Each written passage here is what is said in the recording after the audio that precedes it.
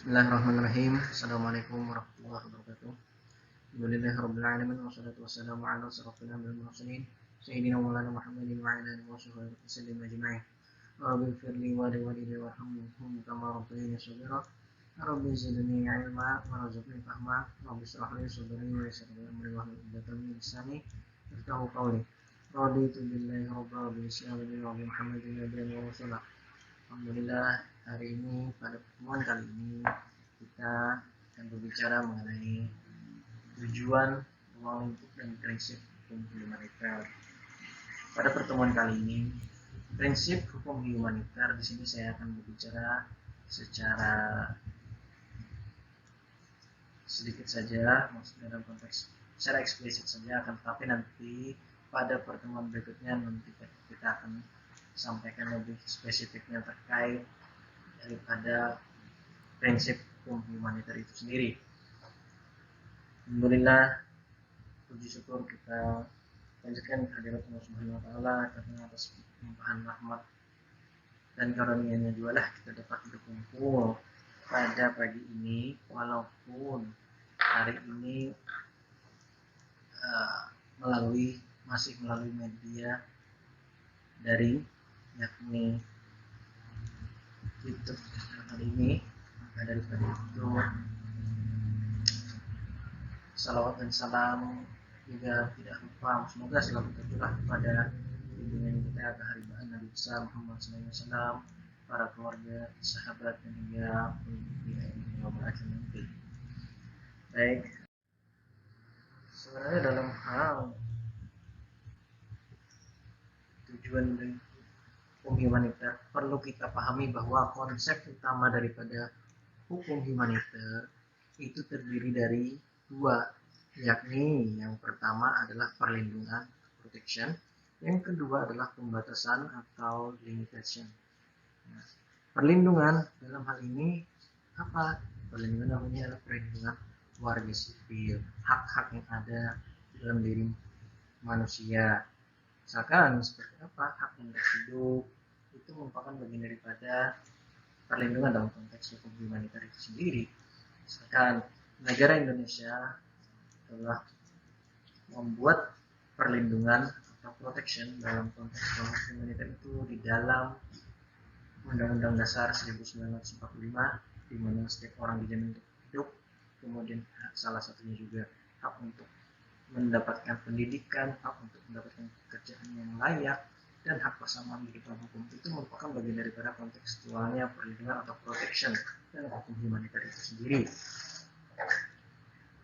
Lain halnya ketika kita berbicara juga terkait pembatasan atau limitation. Dalam hal ini diberikan pembatasan ketika kita berbicara masalah perang humaniter, di mana pembatasan ini adalah penggunaan senjata maupun taktik itu dibatasi dalam apa? Tidak memberikan seseorang itu penderitaan yang lebih. Misalkan seperti ini, penggunaan bom tulang itu yang mana penggunaan bom itu dapat meluluhlantakkan tubuh beserta tulang daripada manusia. Itu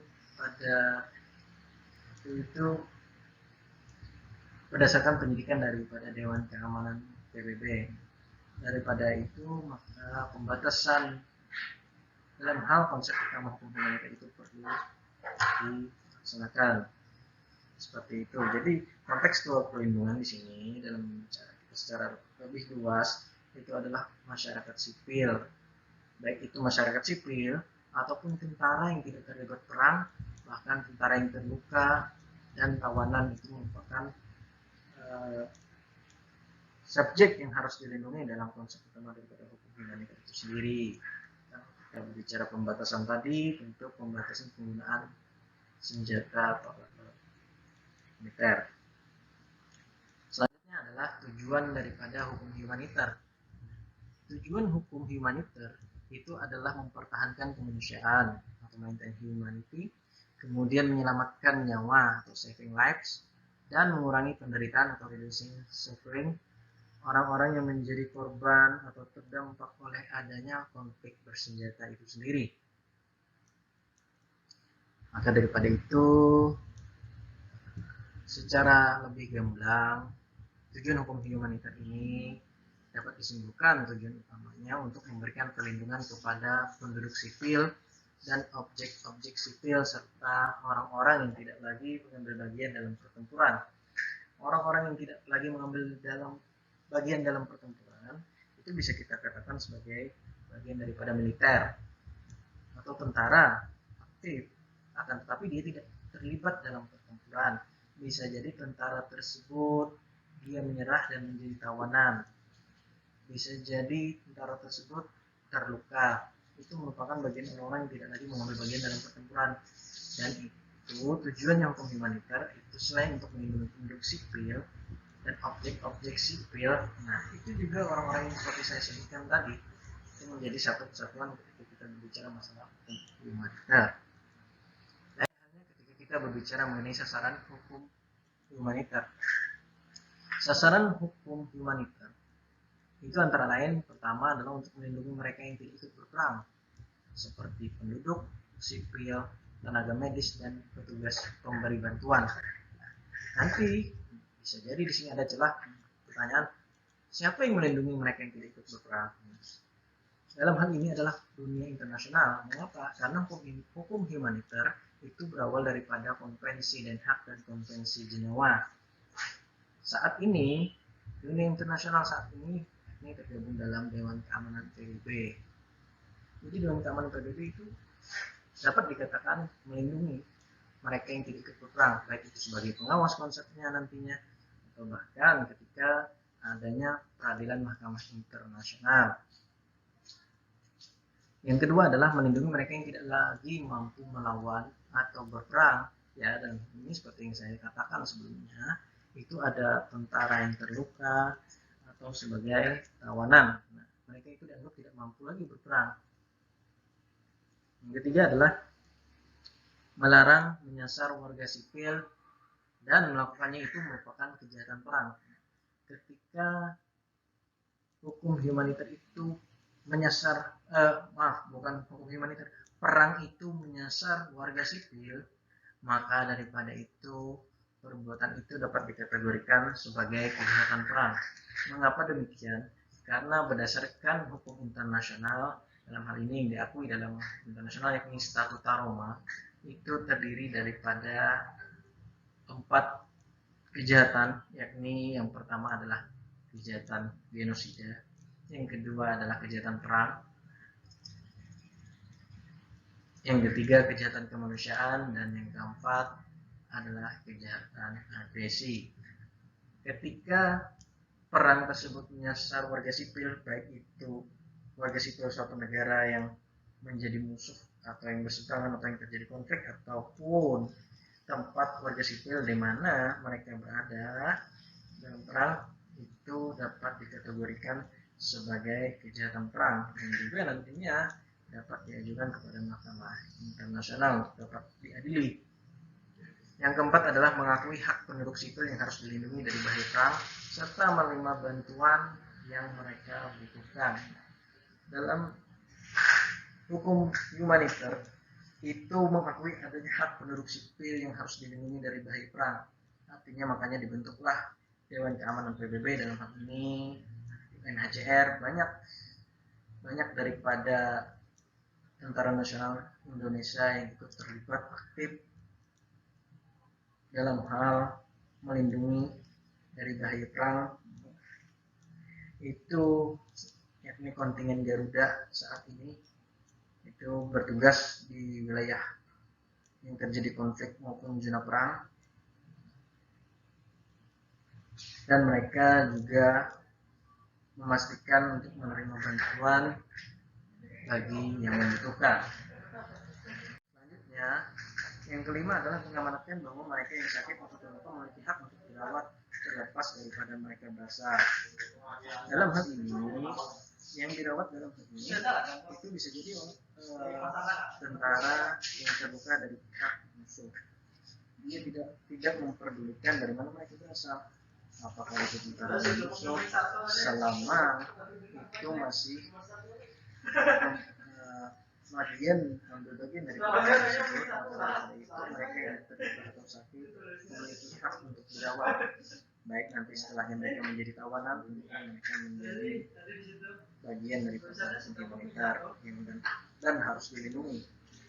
Yang keenam adalah menetapkan bahwa tenaga medis, kendaraan medis dan rumah sakit yang didedikasikan untuk pekerjaan kemanusiaan tidak bisa diserang. Hal ini yang perlu dipahami dalam konteks menetapkan bahwa tenaga medis, kendaraan medis dan rumah sakit yang untuk pekerjaan kemanusiaan tidak bisa diserang. Hal ini saya rasa saat ini masih belum menjamin secara utuh. Mengapa demikian? Karena pada konflik antara Palestina dan Israel itu ada beberapa tenaga medis seperti di berita, kemudian ada rumah sakit, salah satunya rumah sakit yang buatan Indonesia yang berada di Jalur Gaza, itu juga tidak luput dari serangan pihak tentara Zionis atau Israel dalam hal ini. Yang jadi pertanyaan, apakah dapat dimintakan pertanggungjawaban kepada mereka? Tentu sebenarnya pada dasarnya dapat dimintakan pertanggungjawaban, akan tetapi seperti kita ketahui bahwa saat ini Mahkamah Internasional ini adalah dengan kawanan PBB itu tentu terdiri daripada 5 negara yang berseberangan, dalam hal ini antara negara yang terdiri dari blok barat dan blok timur, sedangkan Indonesia merupakan bagian daripada gerakan non-blok dan saat ini posisinya sebagai anggota Dewan Tidak Tetap PBB. Atas dasar itulah seperti kita ketahui ada 5 negara yakni Republik Rakyat Tiongkok, yang sebelumnya Republik Rakyat Cina, yang kedua adalah Rusia, itu merupakan bagian daripada blok timur, sedangkan blok barat itu adalah Amerika Serikat, Prancis dan juga Inggris. Itu menjadi bagian satu kesatuan yang memiliki hak veto di Dewan Keamanan PBB, sehingga nanti berdampak pada pengadilan Mahkamah Internasional, misalnya diantaranya mereka menduduki jabatan-jabatan tersebut. Itulah menjadi dilematis ketika penerapannya apakah bisa dibawa ke Mahkamah Internasional. Memang pada prinsipnya itu bisa, akan tetapi itu merupakan bagian daripada kendala untuk menegakkan hukum humaniter itu sendiri. Yang ketujuh itu adalah melarang penyiksaan dan perlakuan yang merendahkan martabat tahanan. Misalkan seseorang karena tidak mengaku itu sehingga dilakukan penyiksaan dan perlakuan layaknya dilakukan sebagai binatang, itu pada prinsipnya sebenarnya tidak diperbolehkan. Mengapa tidak diperbolehkan? Karena itu sudah merupakan menyiksa seseorang dan melakukan seseorang itu merendahkan martabat. Hal ini tentunya tidak boleh, akan tetapi pada perang-perang sebelumnya, baik itu Perang Dunia Kedua, itu untuk melarang penyiksaan masih ada penyiksaan yang dilakukan. Bahkan sampai saat ini kan perang yang terbaru, yakni antara negara Armenia dengan negara Azerbaijan, itu menjadi bagian yang tidak terpisahkan dalam pembahasan perang. Yang kedelapan adalah menetapkan bahwa para tahanan harus menerima makanan dan air serta diizinkan untuk berkomunikasi dengan orang yang mereka cintai. Tahanan ini harus menerima makanan sebagaimana layaknya mereka menikmatinya. Berbeda ketika kita melihat pada porsi komunikasi dengan mereka yang dicintai, misalkan pada sisi negara Republik Indonesia itu di lapas ada dimungkinkan bilik cinta. Tujuannya bilik cinta itu adalah agar mereka dapat berkomunikasi, selain berkomunikasi juga dalam konteks ini mohon maaf ini bercumbu dengan orang yang mereka cintai, dan hal ini adalah istri daripada mereka sendiri. Ya, itu merupakan bagian daripada hukum humaniter itu, karena menjamin hak-hak mereka sebagai tahanan. Selanjutnya yang ke-9 adalah membatasi senjata-senjata dan taktik yang dapat digunakan dalam perang untuk menghindari penderitaan yang tidak perlu. Artinya seperti yang saya sampaikan sebelumnya, itu ada senjata pemusnah massal, kemudian ada senjata nuklir, dan ada bom apa itu saya lupa, pokoknya ada kemarin itu yang dapat melantarkan manusia beserta organ tubuh dan tulangnya. Nah, itu yang tidak diperbolehkan dalam perang, sehingga tujuannya itu untuk menghindari penderitaan yang mungkin dirasa tidak perlu. Ke-10 adalah secara eksplisit melarang pemerkosaan atau bentuk-bentuk kekerasan seksual dalam konteks konflik bersenjata. Misalkan salah satu negara yang menduduki atau terlibat perang kemudian mengambil alih posisi atau wilayah sebagian daripada negara yang satunya, atau yang dalam hal ini negara yang menjadi lawannya, maka mereka harus memperlakukan semua warga negara di situ atau warga sipil di situ secara manusiawi dan tidak boleh melakukan pemerkosaan ataupun kekerasan seksual lainnya, bahkan menyiksa para warga sipil sendiri.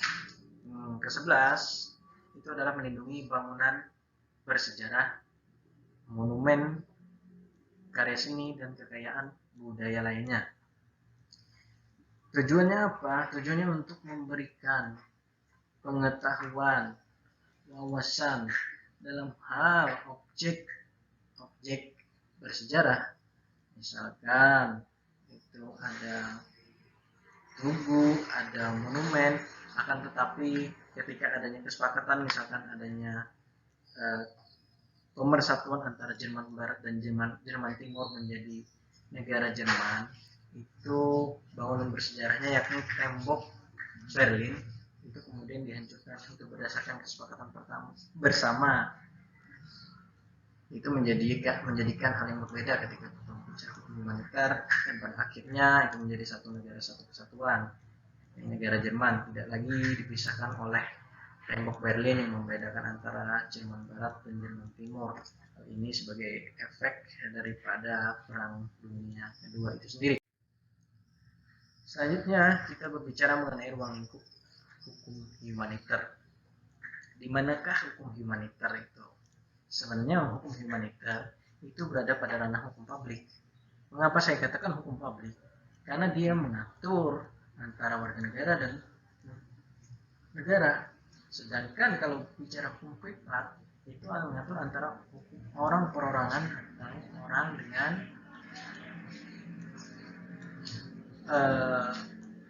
badan hukum atau korporasi. Itulah gunanya ruang lingkup hukum humaniter itu kita ketahui. Saat ini berada pada ranah hukum publik. Ini hukum humaniter dalam hal ini dibagi menjadi dua, yakni personal dan material. Dalam hal ruang lingkup hukum humaniter secara personal itu dapat dilihat untuk siapa atau subjek mana saja aturan hukum humaniter itu dapat diterapkan. Ketika kita berbicara mengenai material, itu adalah bagaimana situasi serta aturan apa saja yang diterapkan dalam hal ini guna menjamin keberlangsungan daripada hukum humaniter itu sendiri. Artinya semuanya dikembalikan kepada hukum humaniter itu sendiri. Jadi saya tekankan sekali lagi bahwa ruang lingkup hukum humaniter itu dan kedudukannya, ruang lingkupnya itu secara personal dan material. Sedangkan kedudukan daripada hukum humaniter itu berada pada ranah hukum publik. Apakah cukup jelas sampai di sini? Bila cukup jelas, kita lanjutkan. Nanti apabila ada pertanyaan atau mau beberapa hal yang kita diskusikan, bisa kita lanjutkan di grup WhatsApp ya untuk mata kuliah ini. Selanjutnya, kapan hukum humaniter itu diterapkan? Ini menarik. Kapan hukum humaniter itu diterapkan? Pertama, ketika terjadi konflik bersenjata internasional dan pendudukan. Contohnya konflik bersenjata internasional dan pendudukan itu pada perang Armenia dan perang Azerbaijan, di mana mereka memperebutkan satu wilayah yakni Nagorno-Karabakh itu yang mana sebelumnya wilayah tersebut merupakan merupakan bagian daripada wilayah negara Azerbaijan. Akan tetapi ketika kita berbicara otoritasnya itu disetir oleh negara Armenia. Mengapa demikian bisa terjadi? Karena rata-rata etnis Armenia itu menduduki wilayah Nagorno dan Karabakh itu sendiri, sehingga itu menjadi bagian daripada konflik bersenjata dan kedudukan. Jadi akhirnya pada saat ini terjadi kesepakatan damai, yakni negara Armenia menyerahkan wilayah Nagorno-Karabakh kepada negara Azerbaijan dengan diawasi oleh negara Rusia dalam hal ini sebagai mediator dalam peperangan ini, sehingga berakhirlah konflik bersenjata internasional antara negara Armenia dengan negara Azerbaijan. Selanjutnya, konflik-konflik bersenjata non internasional lainnya. Nah, konflik-konflik bersenjata non internasional lainnya ini dapat kita lihat pada posisi negara Republik Indonesia. Itu terjadi konflik bersenjata dengan, contohnya adalah dengan gerakan Aceh Merdeka pada saat itu. Itu konflik bersenjata akan tetapi terjadi dalam satu wilayah negara saja, sehingga tidak dapat dikatakan atau digolongkan sebagai internasional, sehingga konflik bersenjata ini hanya bersifat nasional. Itu merupakan bagian daripada konflik-konflik bersenjata non internasional lainnya. Yang ketiga itu adalah kerusuhan-kerusuhan domestik. Nah, ketika kita berbicara kerusuhan-kerusuhan domestik, apakah hukum militer itu dapat diterapkan? Ya, dapat diterapkan. Contoh, misalkan ada KKB Papua, itu digolongkan sebagai kelompok kriminal Papua, kelompok kriminal bersenjata. Itu maka daripada itu dalam hal ini Tentara Nasional Republik Indonesia atau TNI yang tentu bekerja sama dengan Kepolisian Republik Indonesia dalam rangka memberikan penjaminan-penjaminan dan kepastian-kepastian dan perlindungan baik itu bagi masyarakat sipil ataupun objek-objek daripada menjadi sasaran dari KKB itu sendiri. Apakah itu dapat, itu hanya bicara ketika itu konflik dalam konteks bukan bersenjata non internasional, karena itu hanya dikategorikan oleh pemerintah Republik Indonesia sebagai bagian daripada kelompok kriminal, sehingga dapat dikatakan atau digolongkan itu menjadi bagian daripada pelaku kerusuhan domestik dalam hal ini. Selanjutnya kita bicara kapan aturan hukum humaniter tidak berlaku. Menarik memang ketika kita bicara kapan aturan hukum humaniter tidak berlaku. Yang pertama adalah ketika terjadi berakhirnya perang. Dengan berakhirnya perang, maka hukum humaniter tidak berlaku. Karena hukum humaniter itu kan sebelumnya adalah berbicara mengenai perang.